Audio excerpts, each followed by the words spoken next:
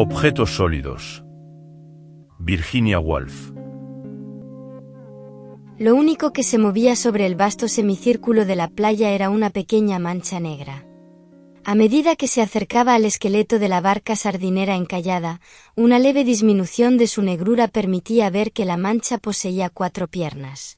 Cada vez era más evidente que se trataba de 2 hombres jóvenes, aunque solo se veían sus siluetas recortadas contra la arena, había en ellos una inconfundible vitalidad. Un indescriptible vigor en la aproximación y retroceso de los cuerpos, aunque sutil, revelaba que una discusión airada surgía de los labios en aquellas 2 cabezas. Lo cual, si se miraba con más atención, corroboraba un bastón situado a la derecha que con frecuencia era alzado. ¿Quieres decir que, de verdad, lo crees? Parecía cuestionar el bastón, que avanzaba por el lado de las olas al tiempo que dejaba trazos rectilíneos en la arena. Al diablo la política. Se le escuchó decir con claridad al de la izquierda.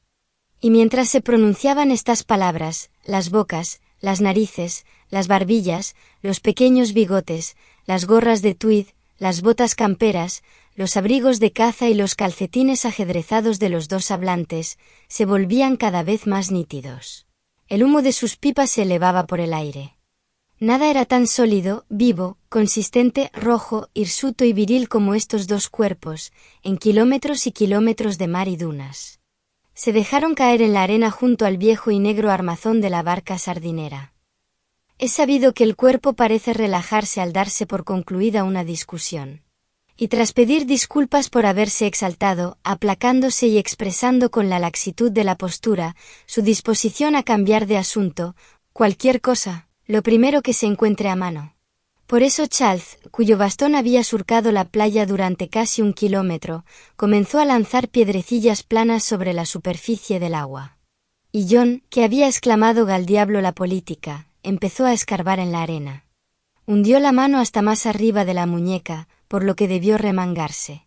Sus ojos perdieron intensidad, o mejor dicho, desapareció de ellos ese trasfondo reflexivo y experimentado, que confiere una profundidad impenetrable a la mirada de los adultos, para dar paso a la transparencia propia de los ojos infantiles cuando se asombran. Sin duda, el acto de escarbar en la arena tenía algo que ver en todo esto.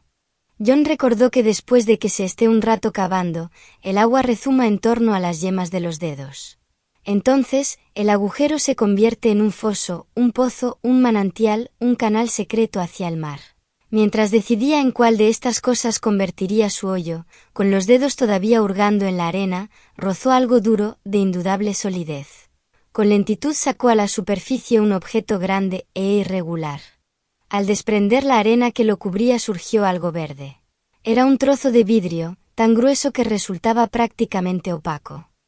El mar lo había pulido, privándole de toda arista o forma, de modo que era imposible decir si había sido botella, vaso o cristal de ventana.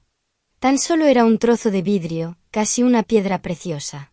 Bastaría con engastarlo en una montura de oro o ensartarlo en un alambre, para transformarlo en una joya, parte de un collar o un reflejo verde pálido en un dedo. Tal vez, a fin de cuentas, fuese una auténtica gema. Quizá perteneció a una triste princesa que deslizaba su mano por el agua, sentada por la popa de la embarcación, escuchando el canto de los esclavos que la transportaban a través de la bahía a golpe de remo. O tal vez las tablas de roble de un cofre isabelino hundido y repleto de tesoros se habían quebrado, y tras dar vueltas y vueltas, rodar y rodar, sus esmeraldas finalmente habían llegado a la playa. John giró el cristal. Lo miró a contraluz, lo sostuvo de manera tal que su masa irregular tapara el cuerpo con el brazo derecho extendido del amigo. El verde se aclaraba y oscurecía ligeramente, según colocara el cristal contra el cielo o contra el cuerpo. A John le complacía, y le intrigaba. Era un objeto tan duro, tan compacto, tan definido en comparación con el mar infinito y la orilla desdibujada. Entonces, un suspiro lo desconcentró, un suspiro profundo, terminante, que le hizo tomar conciencia de que su amigo Charles había lanzado ya todas las piedras planas que tenía a su alcance, o bien había llegado a la conclusión de que ya no valía la pena continuar tirándolas. Comieron sus sándwiches sentados uno al lado del otro, y al terminar se sacudieron y se incorporaron. John tomó el pedazo de vidrio y lo contempló en silencio. Charles también lo miró, pero vio que no era plano, y rellenando su pipa dijo, con esa energía que pone fin a una cadena de pensamientos absurdos. Volviendo a lo que estaba diciendo, Charles no vio, y de haberlo visto no se habría percatado, que John, tras observar indeciso el trozo de vidrio durante un rato, se lo metió en el bolsillo.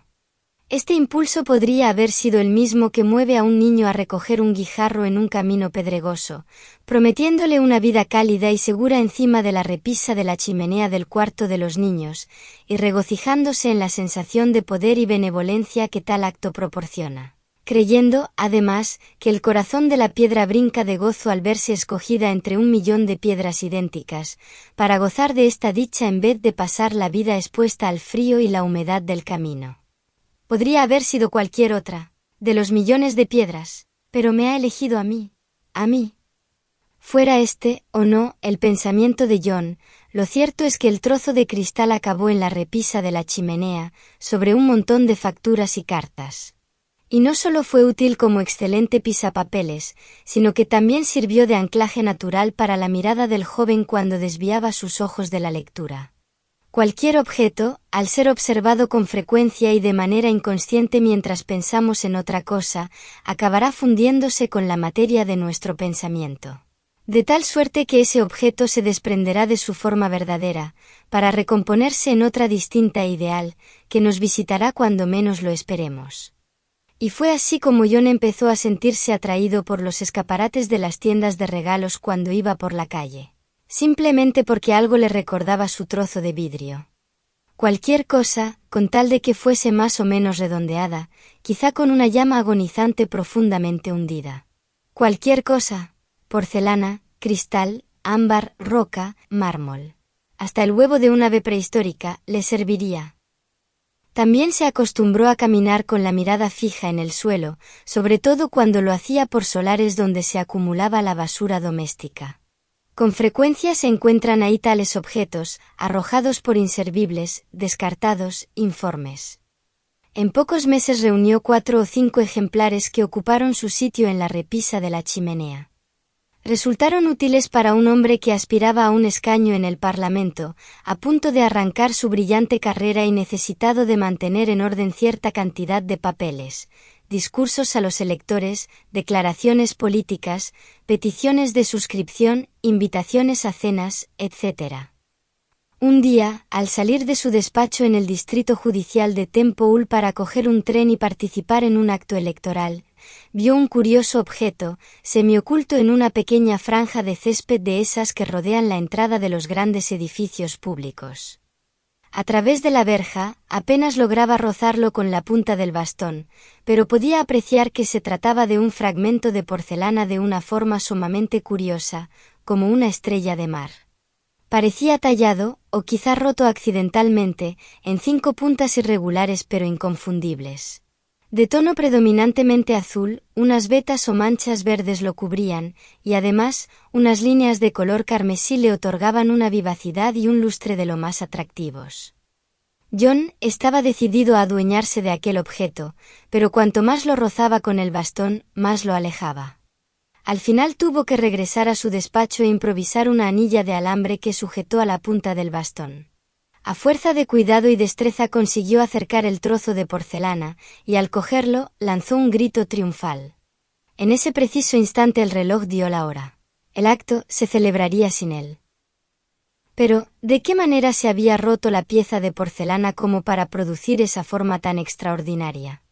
Tras un minucioso examen concluyó que la forma de estrella había sido algo accidental, lo que aún resultaba más raro, y pensó que era improbable la existencia de otro fragmento igual.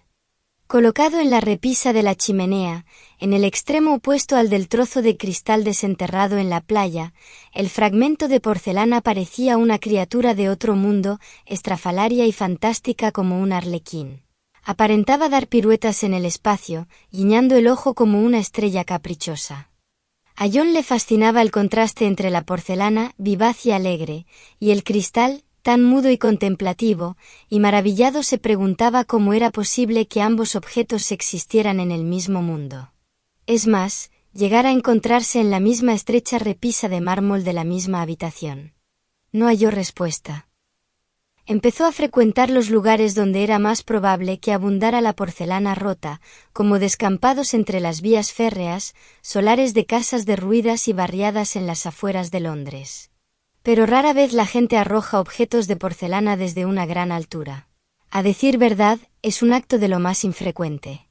Deberían coincidir una casa muy alta y una mujer de impulsos tan temerarios y carácter tan apasionado, como para arrojar por la ventana su tarro o florero, sin preocuparse por quien pudiera estar debajo. La vajilla quebrada era abundante, pero otra cosa es que se hubiera roto en accidentes domésticos, nimios e involuntarios. Ahondando en ello, cada vez se sorprendía más con la variedad de formas que cabía encontrar solo en Londres, e incluso aumentaba el asombro ante las diferencias de calidades y fortuitos diseños. Se llevaba a casa los mejores ejemplares y los colocaba en la repisa de la chimenea, donde ahora su función se tornaba ornamental, ya que cada vez eran más escasos los documentos necesitados de un pisapapeles. Descuidaba sus obligaciones o las despachaba con desgana.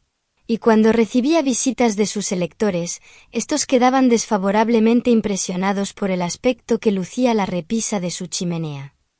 El caso es que no fue elegido para representarlos en el Parlamento. Y su amigo Charles, que se tomó el asunto muy a pecho y corrió a consolarlo, lo encontró tan poco abatido por el fracaso, que supuso que el asunto era demasiado grave como para asimilarlo tan pronto.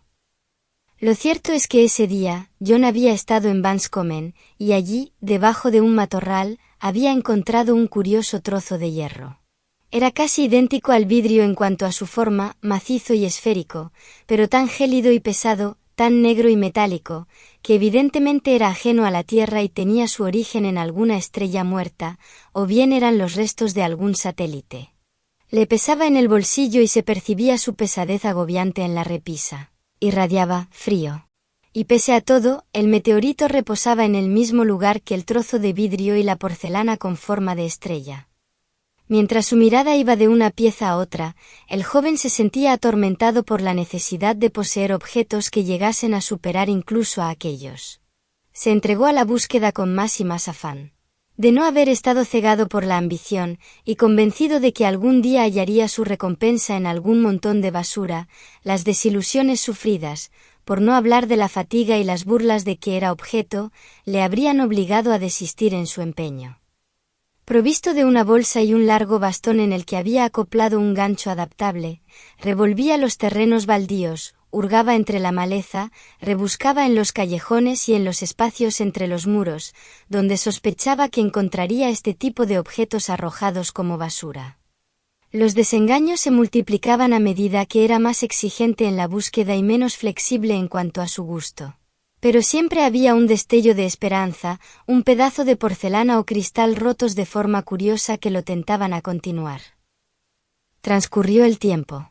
Ya no era tan joven. Su carrera, es decir, su carrera política, ya era cosa del pasado. Nadie lo visitaba, y además, era demasiado introvertido como para que lo invitaran a cenar. Jamás hablaba con nadie acerca de sus verdaderas ambiciones. A juzgar por cómo se comportaban los demás, estaba claro que no lo comprendían.